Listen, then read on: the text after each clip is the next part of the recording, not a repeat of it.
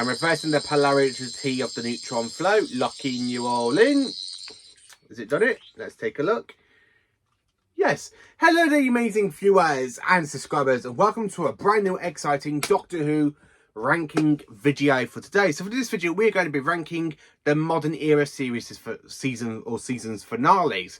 So basically, we're going to go from Christopher Eccleston down to Ncuti Gatwa's season finales, from basically season 27 down to season 40.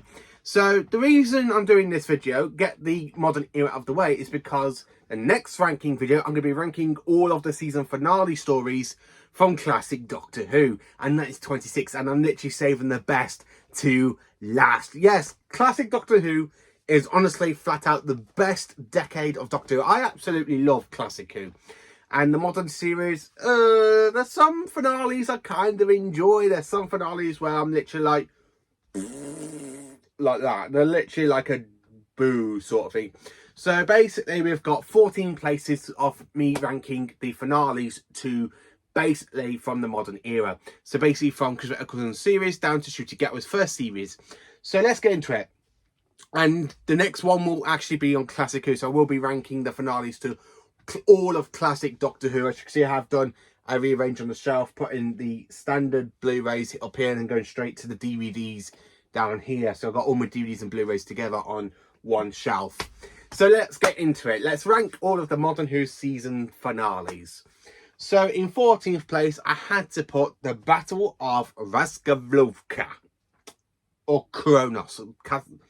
Anyway, the Battle of what's it doodah name.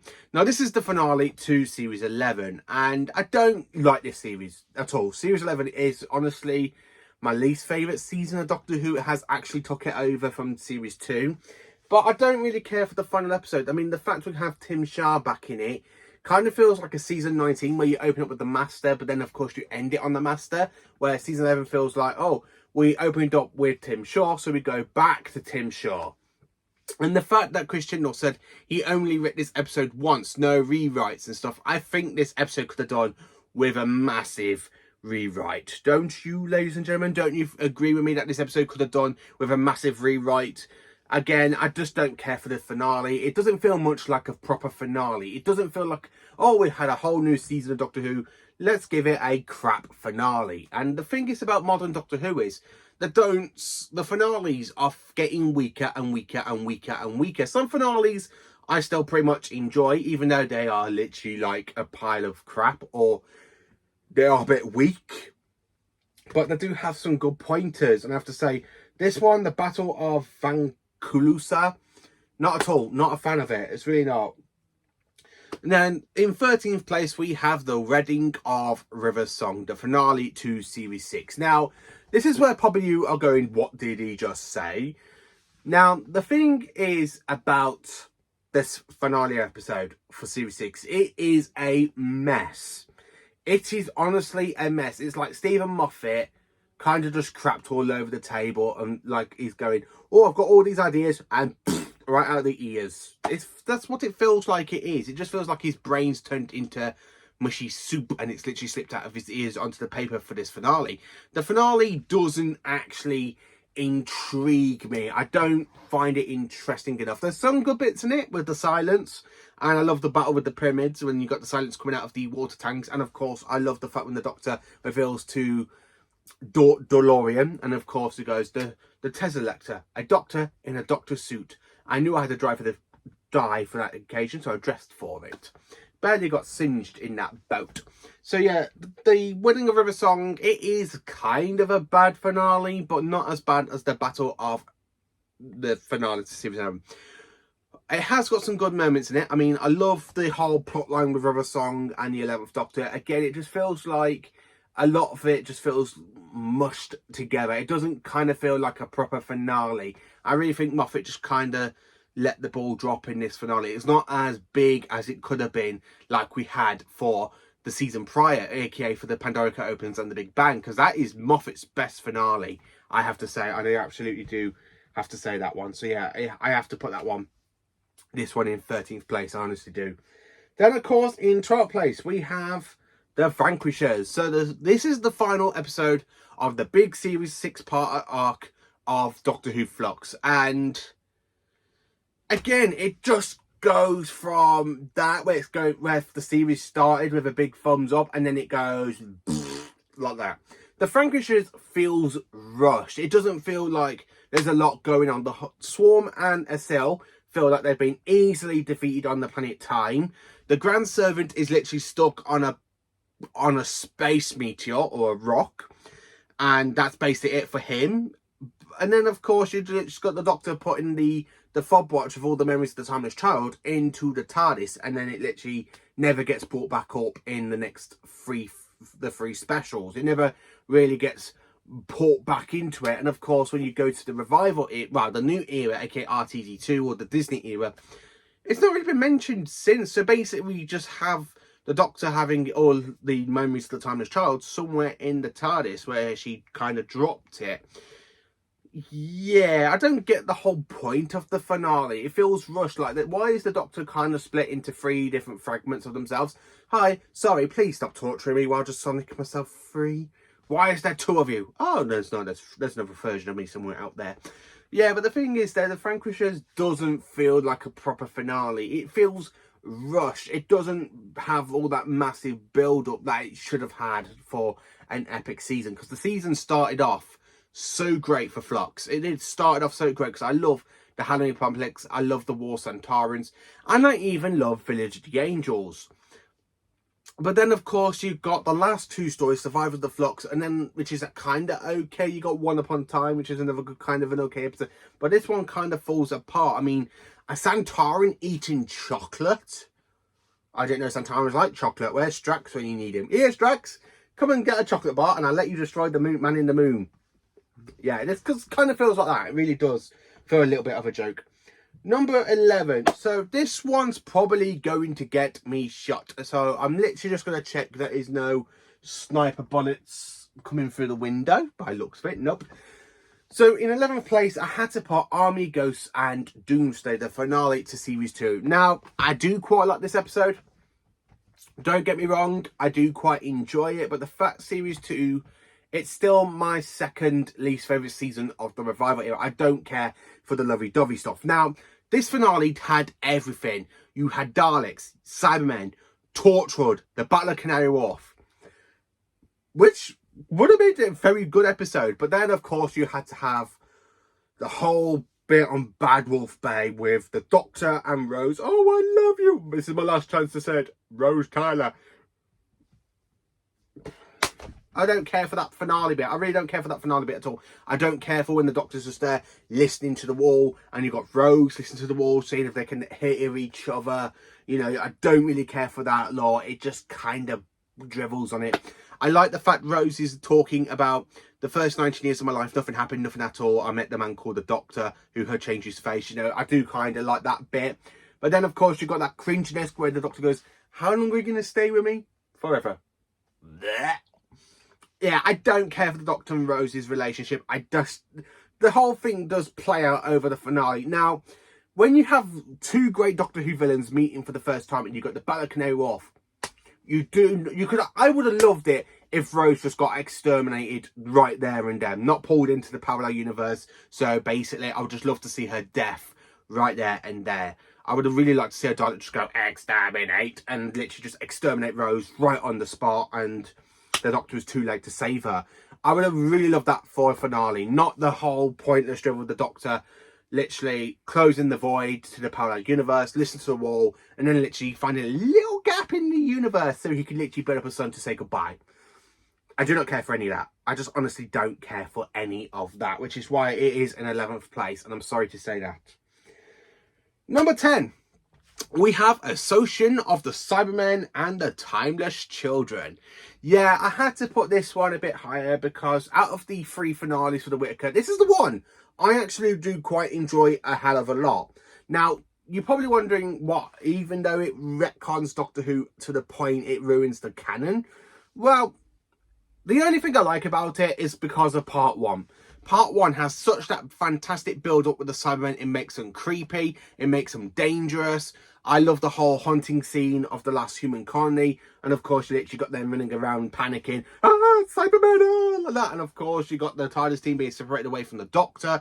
You got the Boundary. Then, of course, you get Gallifrey for it. And then, of course, you do have the whole bit of the Timeless Child. Now, I always thought the Timeless Child should have been the Master. Amount of times the Master has died and come back and died and come back. And, of course, he was a metamorphic worm. And then he came back. And then he died and came back. And then he died and came back. He got shot by Lucy Saxon. And then he came back. You know, it's very, very timey-wimey with the Master, because I really think the Master should have been the Timeless Child, not the Doctor. So the fact they made the Doctor kind of like Space Jesus Doctor, it's like, why? But the only thing I have to put this a bit higher than the others is because I like Social Summon, because I really love how menacing the Cybermen are, and the fact they're literally hunting down the last colony of humanity. And you've got that fantastic shot with the Cyberheads flying over. I honestly just love Social Summon. If Social Summon was just carried on properly, instead of ignoring all the stuff, the Time Lords and the whole Timeless Children and all that, blah, blah, blah, blah, and literally just have a Summon two-parter with the Summon are honestly absolutely a menace to a society, I would have perfectly loved to put this one a bit higher. So yeah, I had to put this one in 10th place because I do like the first part, but then the second part just basically falls flat on its face. And I'm sorry to say that, it really is. In 9th place, we have Heaven Sent and Hell Bent. Now, again, if Heaven Sent was on its own, like Social Summon, then I would actually put it a bit more higher. But because it comes in a second part, which is basically Hell Bent, and again, it just falls flipping flat on its face like a dry martini, it's not a great finale. It really is not. Now, Heaven Sent itself could have been a good finale and actually have the Doctor basically find his way to Gallifrey, and you could end the season on there and start off Series 10 with the Doctor on Gallifrey before he goes off and meets Bill. But no. What did they go and do after basically the Doctor goes on to Gallifrey? He literally gets Clara, brings her back from the dead, save her from one point in her death to the next heartbeat, just so she can have her own TARDIS and travel with a Shilda. That's just mainly it. And it just feels like, what's the whole point? What's the whole point of Clara dying, the Doctor going through the convention dial, having all that guilt, torturing himself, and then literally just go, I'm going to go to Gallifrey and I'm literally going to bring Clara back from the dead. Yeah, it's not a good finale. And I'm sorry to say that, it really is not just a good finale. And it's just like, like that. But then from when we get to 8th place, which is the next ones, it's the ones I absolutely do enjoy a hell of a lot compared to these ones at the bottom. In 8th place, we have the Master Trilogy. Yes, we have Utopia, Sounds of the Drums, and Last of the Time Lords. I absolutely love the Master Trilogy, which is why it's so much higher than basically all the stuff I've said before it. It would have been a lot more higher, but I do enjoy other finales over this finale. Now, the fact we have the return of the Master, played by Jake Jacobi in Utopia, and he feels more like a Roger Delgado type villain, where he literally reveals, and of course with the fob watcher in it, and it's like, it's me.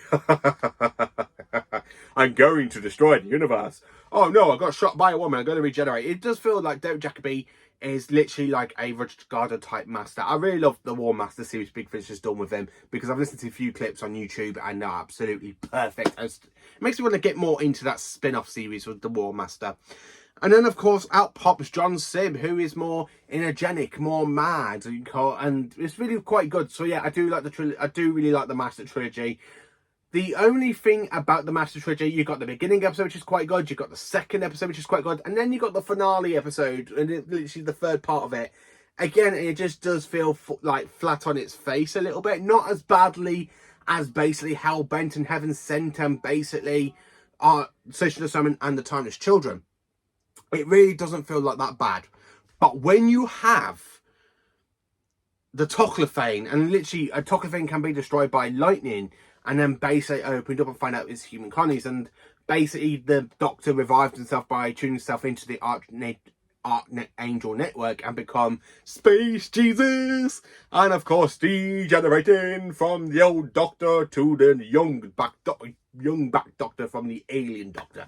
You know, yeah, it just feels a bit like that. But yeah, I still quite enjoy the finale. It is pretty good and I absolutely love it.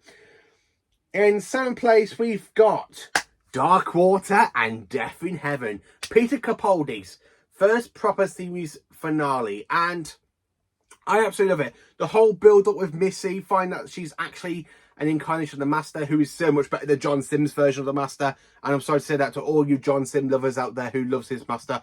I absolutely prefer Michelle Gomez's version of the Master than I do for John Simm's Master. And I'm sorry to say that. I honestly do flat out apologise for that. But yeah, that's how I actually have to say it. Michelle Gomez is such a better Master than John Sim. I really love the craziness where she's literally feel like she's gloating at the Doctor. And of course, find out that the Doctor's got Cybermen to defeat from cyberspace. And of course, they recreate some of those shots from the invasion when you got them coming down of the cathedral. Again, it does kind of feel a little bit of a waste that literally the whole point of it was just to give the Doctor an army. I don't want an army. That's your point. Yes, you do. You've always wanted to go and get the good guys back. I absolutely just like Peter Capaldi's speech where he goes, I am not a good man. I'm not a bad man. I am not an officer of the law. Do you know what I am? I am an idiot with a box, with a screwdriver, just popping in, helping out, learning. I honestly love that fantastic speech of Peter Capaldi. I just absolutely genuinely love it. So yeah, Dark Water and Death in Heaven. Brilliant finale. And the fact they kill off Danny Pink. I would have liked Danny Pink and Clara just to go off and leave the Doctor on his own for Series 9 instead of having Clara stay. I really think they would have gone... I really would like it if Clara left with Danny at that point, or let them both get killed. I am very, very cynical. Let's have companions die more than once, hey? Yeah, let's have Clara and Danny die together. I would really like to say that. I really would. Basically, in 6th place, we have The Name of the Doctor, the finale to Season 7, or Season 7. aka season 33.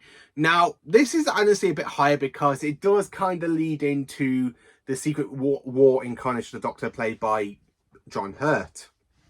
And we do find out more about about John Hurt's time in the Time War in the Day of the Doctor, the 5th anniversary special. So it's a little bit of a build-up. I love the fact that Clara falls into the Doctor's time stream to save him from the Great Intelligence. And of course, the fact they reuse classic Doctor Who clips is superb. I honestly love it when they do that. I always love it when they literally go, oh, do you remember this in Classic Who with the first Doctor? Or when the 7th Doctor is literally hanging off his umbrella off a cliff in Dragonfire.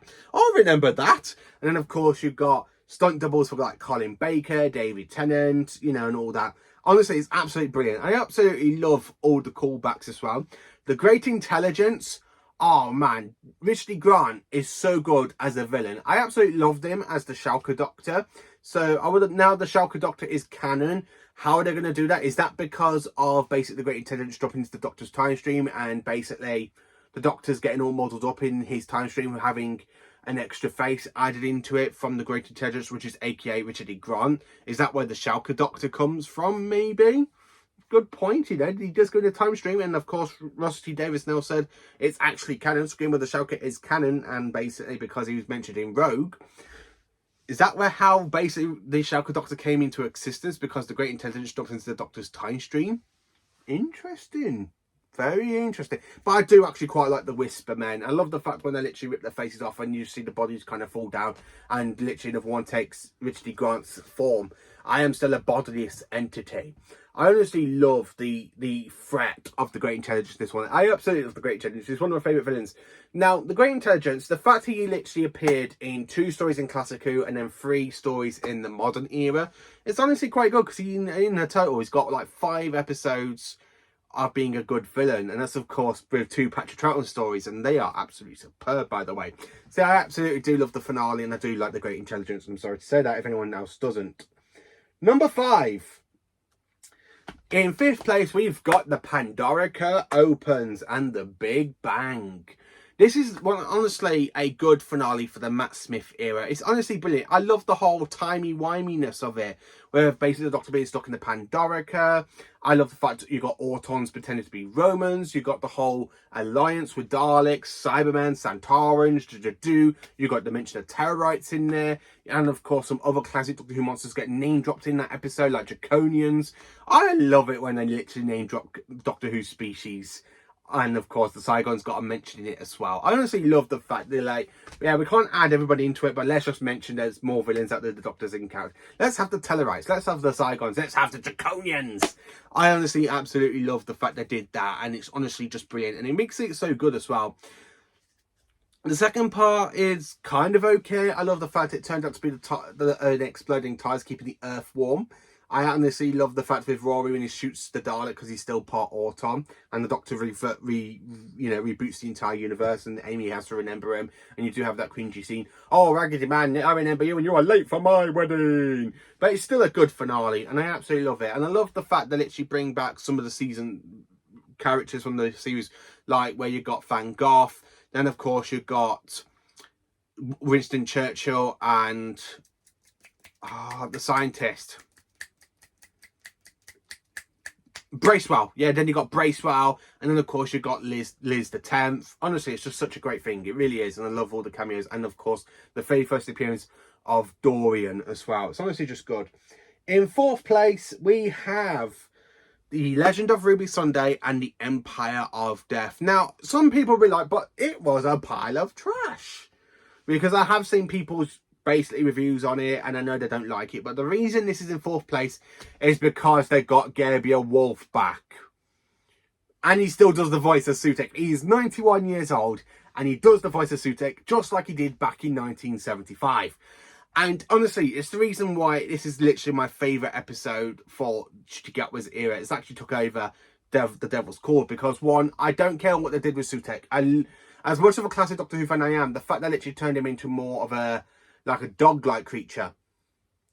I have to be honest with you how I actually feel about that. I don't like the design of it. I would have loved it if they just brought back the body from the 1975s.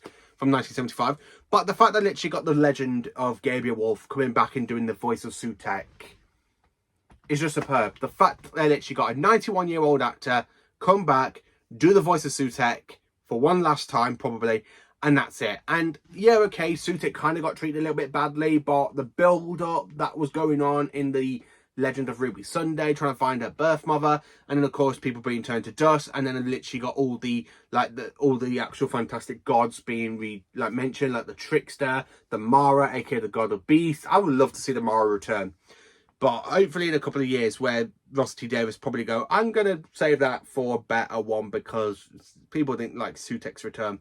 But I'm kind of hoping for the Mara's return at some point, because if you're gonna name drop something, make them return, not just name drop them. I'm getting a little bit fed up with Modern Who, even though they do like name drop quite a few things like Draconians and stuff.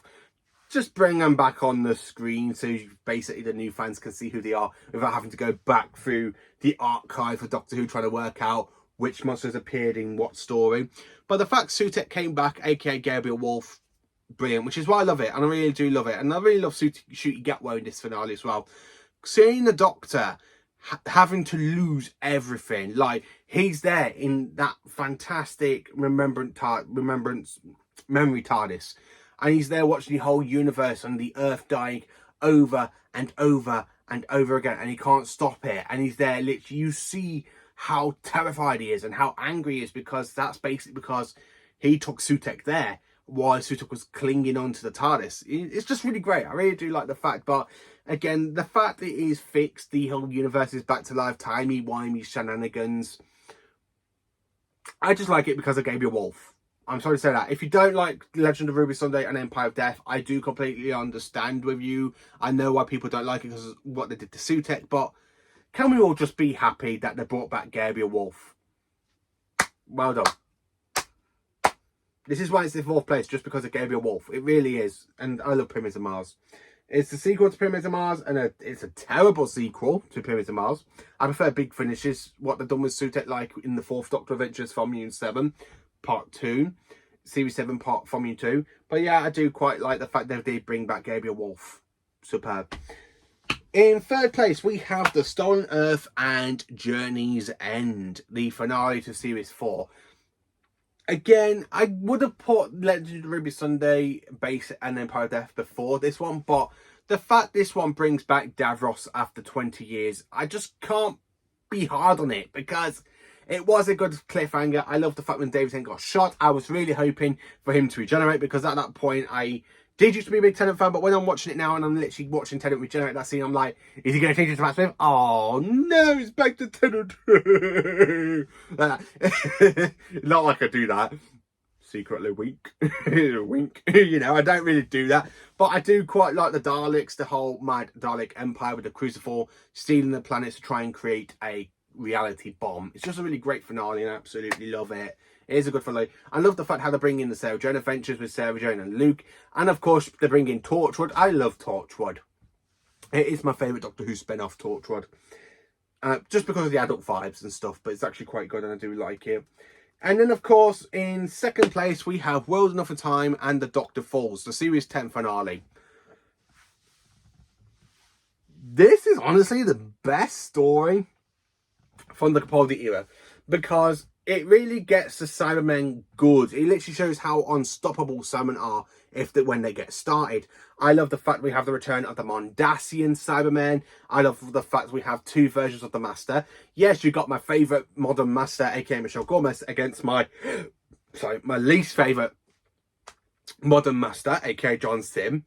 But them two really do hit the nail, and I really like it when how they normally do like big multi-Doctor stories, but the fact they did a multi-Master story, and it actually does work. It really is good. And I absolutely love it. The fact it shows the Cybermen how the debate could actually start and cause the whole genesis of them. And basically seeing how unstoppable they are on this Mondasian spaceship. And the fact it nearly took the Doctor to kill himself and still refuse to regenerate. And then meet his first incarnation for one last adventure before he does go off to regenerate. And it literally shows the Doctor that he's willing to die because he doesn't want to regenerate. And he really doesn't want the Cybermen to continue. Yeah, okay, if he doesn't stop them, it's the Cybermen. They can't be stopped. They will spread across the universe, converting others. But, man, oh man. Man, oh man. I just honestly love this finale. It's just, mwah.